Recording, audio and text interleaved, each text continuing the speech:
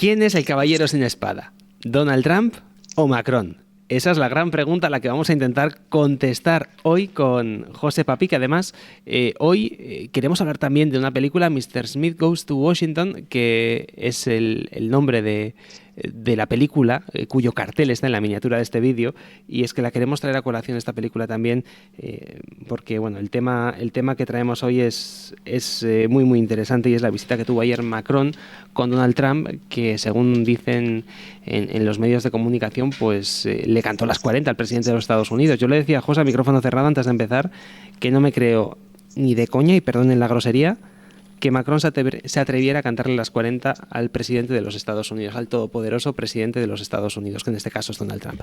¿Qué tal, José? ¿Cómo estás? Muy buenas.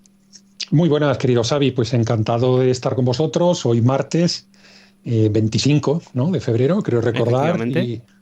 Y bueno, pues... ya pasó el golpe de Estado, ¿eh? El golpe de Estado ya pasó. Qué gran película, por cierto, de Frank Capra con James Stewart. Es absolutamente extraordinaria. A todos los que les guste la cuestión de la representación política, pues se la recomendamos de verdad. Una gran película. En español pues se llamó Caballero sin espada, pero bueno, muy buena. Pero bueno, aquí nos quedamos en esta visita de Macron a la Casa Blanca y le decimos que, ateniéndonos a la literalidad, ¿no?, del titular que os proponemos, que bueno, ustedes les están contando, como tú muy bien has dicho, Xavi, que Macron, pues dentro de un ambiente muy cordial y dándose las manos y demás, le cantó las 40 a Trump y marcó claramente las diferencias con la Unión Europea, etcétera, etcétera. Esto es mentira, literalmente. Aparte de pasear su ego, el ego francés, que a él le encanta hacerlo, lo único que hizo fue, en definitiva, ponerse a disposición de Trump.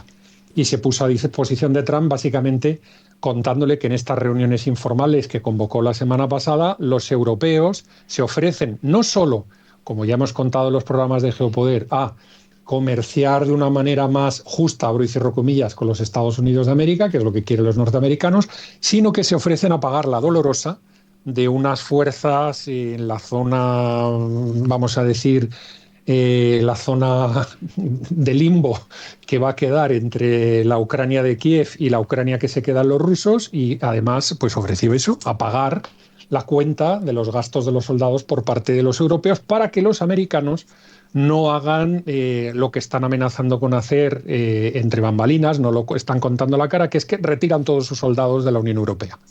Todos.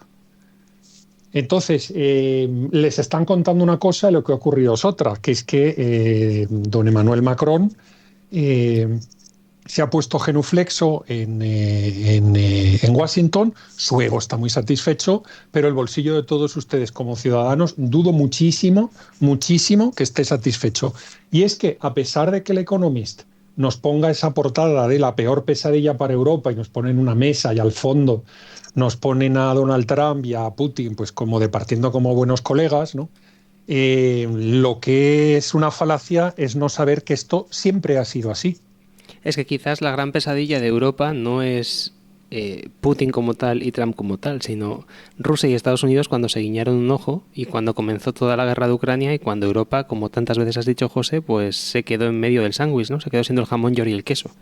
Y eso viene atrás. Esto es, y ahora mismo en un momento en el cual pues las noticias que nos vienen del terreno de batalla pues son terroríficas, con un periódico como el propio Le Monde citando, que para que vean ustedes que no estamos hablando de ninguna fuente prorrusa ni nada de esto, sino más bien todo lo contrario. Un periódico como Le Monde, citando a fuentes ucranianas, a varios generales y demás, dicen que es imposible que aguanten 6 meses más, que no es posible, que no hay posibilidad de aguantar. Por eso están viendo ustedes en las últimas semanas que una vez le han dicho a Zelensky que se guarde la retórica, el relato, para su carrera de actor, pero que no utilice esa retórica cuando se refiere a los Estados Unidos de América. Ya saben que inmediatamente ya ha ofrecido su cabeza a cambio de una entrada o una aceptación de la entrada de Ucrania en la OTAN. Y hay periódicos, pero no sé cuántos, que he encontrado, muchísimos periódicos que dicen que ya se está negociando su exilio, si no a Florida, que es lo que se comentaba en el pasado, pues parece ser que a Francia, donde parece ser que también ha guardado dinero, ¿no? Por cierto, José, yo siempre... Mi hipótesis es que le han pillado con el carrito del helado, porque el tuit que mandó en su momento Donald Trump le llamó no solo dictador, le llamó también chorizo.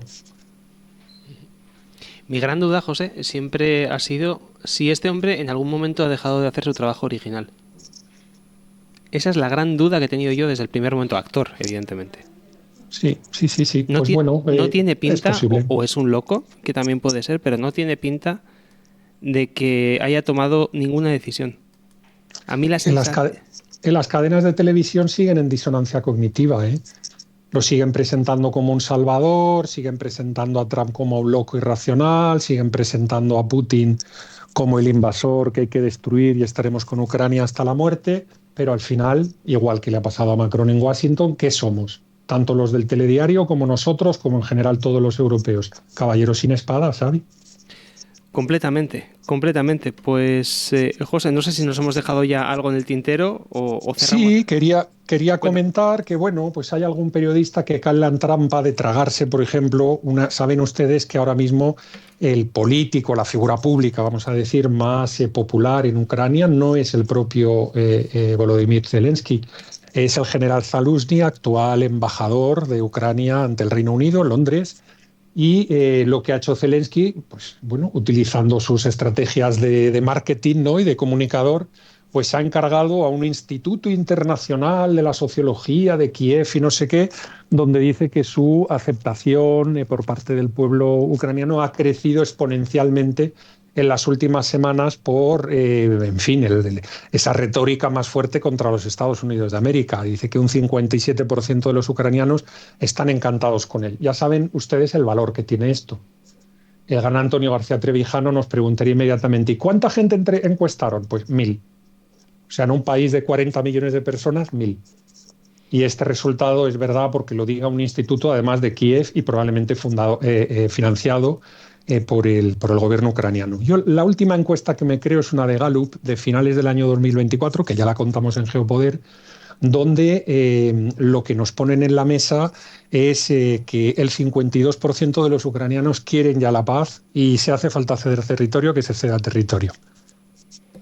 Así de claro lo comento. Y mientras ojalá tanto, se cumpla, José, perdona, ojalá se sí, cumpla por todas las sí, vidas que siguen perdiéndose. Y este sí, es el comentario, me llaman pesado muchas veces, pero es que es verdad. sí. Se ha derramado Y no, mucha sangre innecesaria, porque el primer día se podía haber solucionado con un alto al fuego mucho más ventajoso para Ucrania que lo que va a ser este que viene ahora.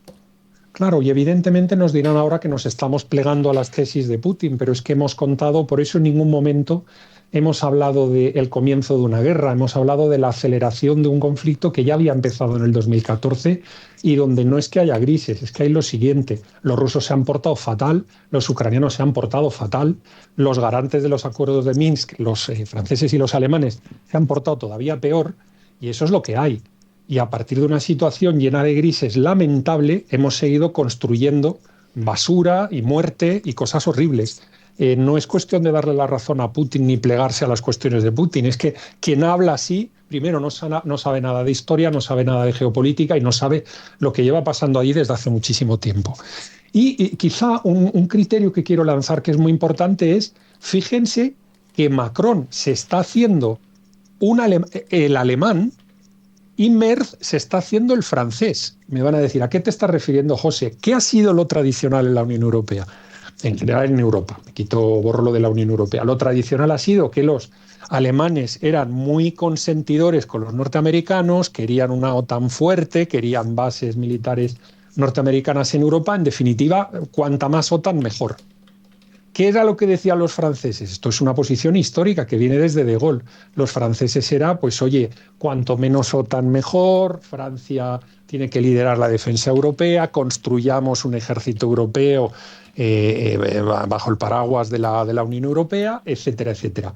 Bueno, pues ahora nos encontramos con que Macron se va porque le ha visto las orejas del lobo, al lobo evidentemente, se ha ido a Washington a ponerse genuflexo ante el nuevo inquilino de la Casa Blanca y sin embargo Federico Merz, que todavía no se ha puesto genuflexo, dice que la OTAN no la va a reconocer ni la madre que la parió, con perdón, a todas las madres, que son las personas más importantes, por lo menos en la vida de las personas sensatas, pero dice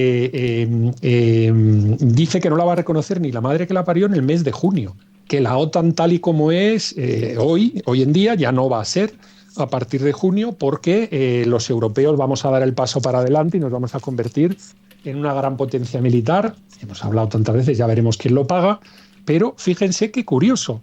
Y en el momento que dos líneas geopolíticas estratégicas como Alemania quiere OTAN y Francia quiere menos OTAN, de repente se rompen, fíjense en qué momento de espanto, de terror y de nerviosismo tenemos a los dos líderes de los dos países locomotora de la Unión Europea.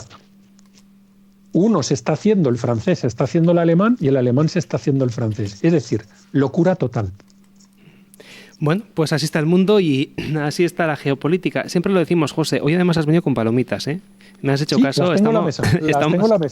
Estamos con palomitas. Una compañera, es verdad. Estamos con palomitas viendo lo que está ocurriendo más allá de nuestras fronteras. Siempre lo decimos. El mundo parece que se ha acelerado. Bueno, no nos parece, se ha acelerado, evidentemente. Y lo estamos contando aquí en Geopoder. Y la verdad es que yo creo, José, que hemos elegido una de las épocas más interesantes para hacer este programa y para abrir este canal. Mañana más y mejor, mañana temas más nacionales con Terra Crítica y, José, muy importante, recordamos a toda la gente que tenemos geopoder.net, que es nuestra página web, donde cada viernes hacemos un programa para los suscriptores, para aquellos que hacen posible que este programa siga adelante semana tras semana. Y un informe por escrito, que no nos olvidemos, ¿eh? Un informe por escrito que resume todas las posiciones, los criterios que os estamos trasladando. Lo tenéis allí también disponible para suscriptores. Efectivamente, muy, muy útil además, porque escuchar un programa a veces escuchar varios programas, pues requiere de tiempo, ¿no? Y muchas veces, pues bueno, leer el documento resumen, pues para tener las ideas también es muy útil, ¿no? Para aquellos que no tengan tanto tiempo para escuchar todos los programas, porque tenemos mucho contenido en este canal. José, lo dicho, mañana más y mejor. Venga, un abrazo muy, muy grande y nos vemos mañana, si Dios quiere. Vale, un abrazo. Un abrazo.